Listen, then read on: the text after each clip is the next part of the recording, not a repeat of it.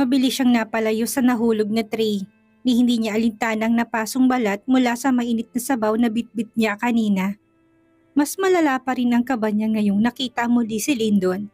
Gusto na niyang tumakbo palayo, ngunit hindi siya nakakilos noong tumayo ito at galit siyang tinignan. "Calm down, Lyndon," dinig pa niyang bulong ni Connor.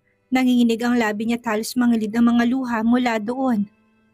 Alam niyang wala na siyang kawala. Ang kinakatakot niya pa ay ang pwede nitong gawin sa kanya, lalo pa tinakasan niya ito noong nakaraang buwan. "Sus Mario, Septanya, hindi ka nag-iingat!" Sigaw ni Aling Imelda kaya't lalo siyang nahiya. May kabang nilingon niya ang ginang na tarantang lumapit sa kanya. Agad nitong hinawakan ang siko niya para siguro ilayo doon at pagalitan pa siya. Ngunit may isa pang kamay na pumigil sa palapulsuhan niya na ikinatigil ng ginang. Napapikit siya ng mariin dahil alam niyang kamayan ni Lyndon. Ang init na mula doon ay nananalaytay sa balat niya. Gusto niyang bawiin na palapulsuhan niya, ngunit mahigpit ang hawak nito. Mas gusto pa niyang mapagalitan kaysa sumama dito. "I'll pay for the damages." Malamig itong pagkausap kay Aling Imelda. Ano po, sir?" May kabang tanong ng ginang. "Babayaran kong pagkain pati na rin ang mga gamit na nasira. Name your price." Mas malamig at may otoridad na bigkas nito. Namilog ang mga mata ng ginang. "Hindi na po, ibabawas na lang po yun kay Tanya. I insist and she will no longer work for you. Kukunin ko siya." Madiing putol nito sa sinasabi ni Aling Imelda. Nalaki ang mga mata niya at mas natakot. Sabi na nga bang hindi maganda na makita siya nito. Ngayon ay kukunin pa siya. "Ayaw ko po." Natameme siya nung titigan nito ng malamig na tila babawal siyang tumanggi.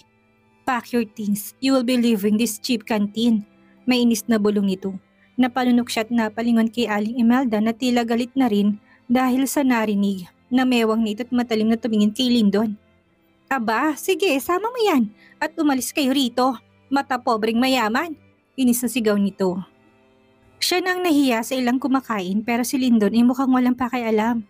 Nagulat pa siya noong hilahin siya nito, palayo doon ngunit binabawi niya ang kamay. Tumigil ito't salubong ang kilay na lumingon sa kanya.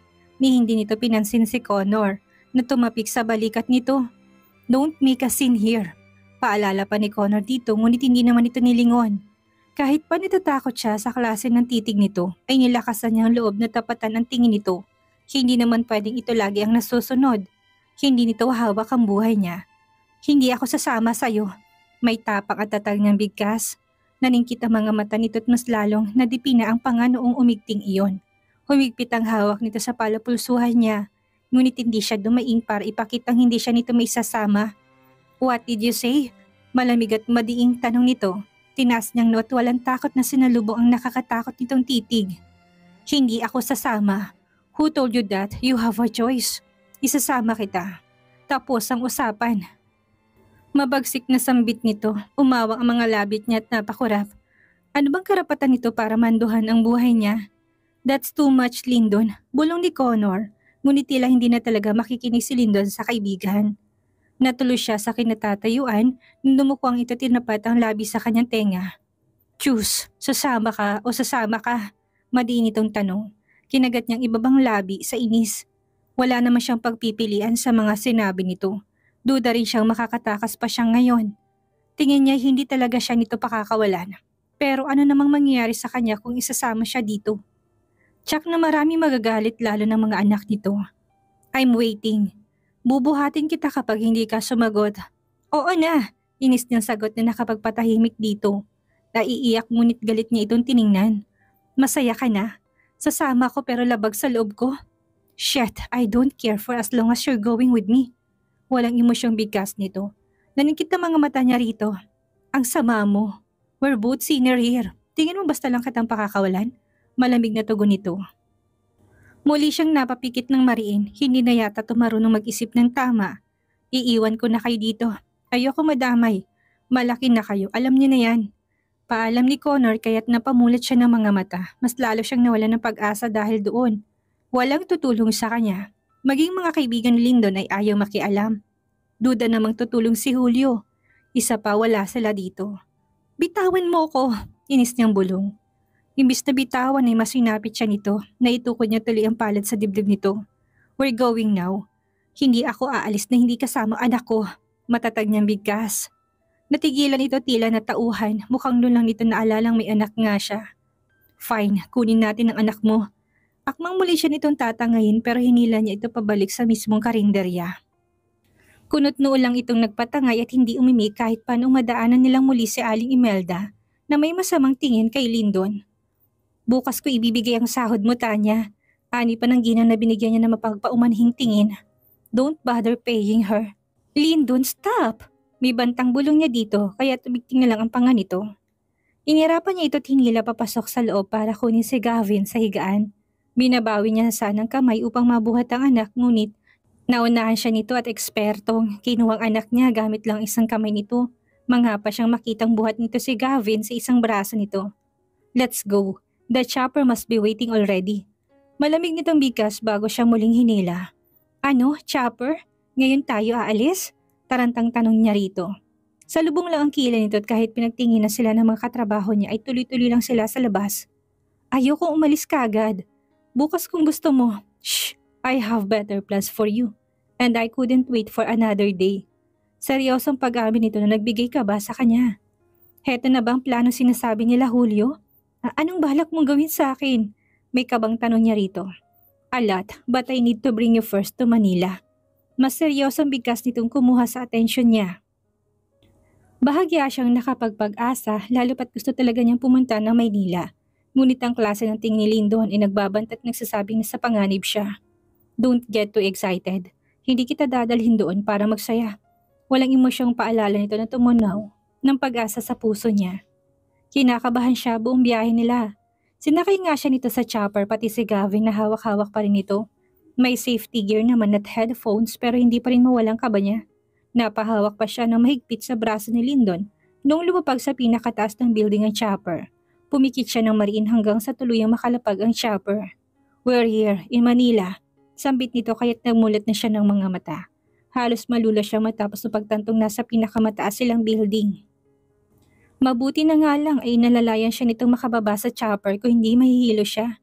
Welcome back, sir. Ayon na isang babaeng tingin niya sekretarya nito. Doon napunta ang tingin niya at halos malalaki ang mata nito matapos siyang makita. Ma'am Beth! Bulalas nitong kinakunot ng noon niya. Ganun ba niya kamukha na sobrang asawa nito? At bakit pa sila nagugulat na makita siya gayong patay na to? Hindi ba sila dumalo sa burol nito? Shh, Marie, keep quiet. Don't ever tell this to anyone. Dinig niyang pakiusap ni Lyndon sa babaeng pinagtaka niya lalo. Bawal bang may makaalam na kasama siya nito? Sa bagay, malamang naiisipin ng iba na kabit siya. Tinikom ng babaeng pibig nito, ngunit halata pa rin sa mga mata nitong kasabagkan na makita siya. Hindi nito napigilang lumapit at bigla siyang niyakap. Napaatras siya at napangiwi, hindi alam kung yayakapin ito pabalik. Sobrang miss na po kayo ng kambal at ni Blake, bulong nito sa kanya. Umawang ang mga labi niya sa narinig. Alam na niya tungkol sa kambal pero ang binanggit nitong Blake ay hindi pamilyar. That's enough, Marie. Pagod pang mamo, mula sa biyahe. Just please, don't mention anything to Blake yet. Muling pala ng Lyndon kaya kagad na tumango si Marie. Nanahimik siya noong lumayo sa kanyang babae, hindi siya ngumiti o kumibo. Tahimik lang siyang sumunod kay Lyndon hanggang sa parking lot ng building. Kita niya pang kumaway na lang sa kanya si Marie na hindi niya nasuklian. Sumenyas lang din si Lyndon sa driver na kagad pinagana sa sasakyan. Nung nasa biyahe na hindi siya nakatiis at nagtanong dito. Bakit hindi mo sinabing hindi ako si Beth? Mahinang tanong niya. Bumaba ang tingin nito sa kanya at kinunot ang noo pero hindi sumagot. Nagawa pa nitong ayusin ang pagkakahawak sa natutulog na si Gavin pero hindi pa rin siya sinagot.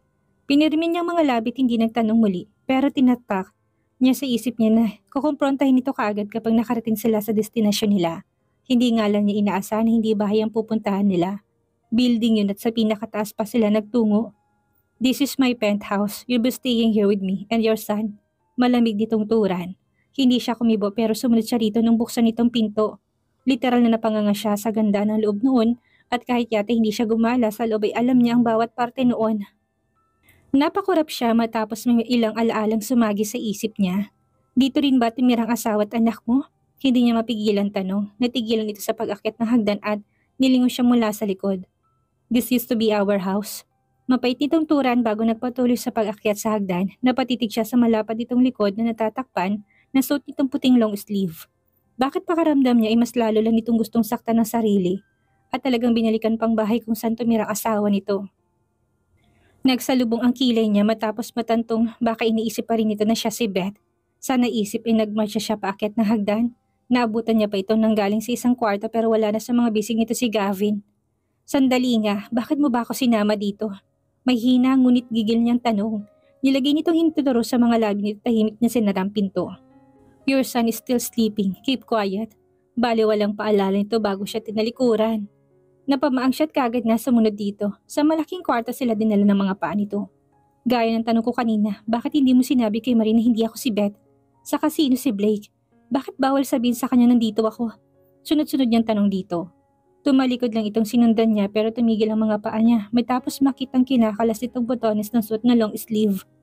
Napalunok siya matapos may sumagi sa isip niya.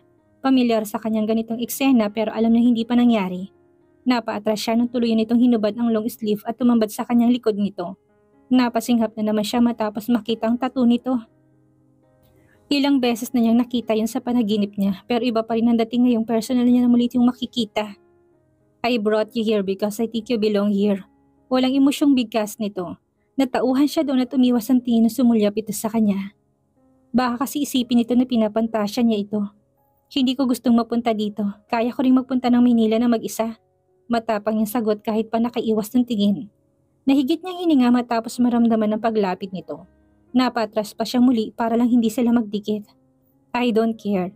Since you are here in my territory, I have two rules for you. Maliing bigkas nito.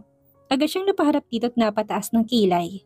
Ngayon ibibigyan pa siya ng rules nito gayong dapat ay hindi naman niya ito dapat na sundin. Rules? Don't worry, I'm not gonna fall in love with you. Conclusion niya matapos maisip na baka isa yan sa mga batas nito. Umangat ang gilid ng labi nito tila kumislap ang mga mata nito kaya naningkit ang mga mata niya. I don't mind you falling in love with me, miss.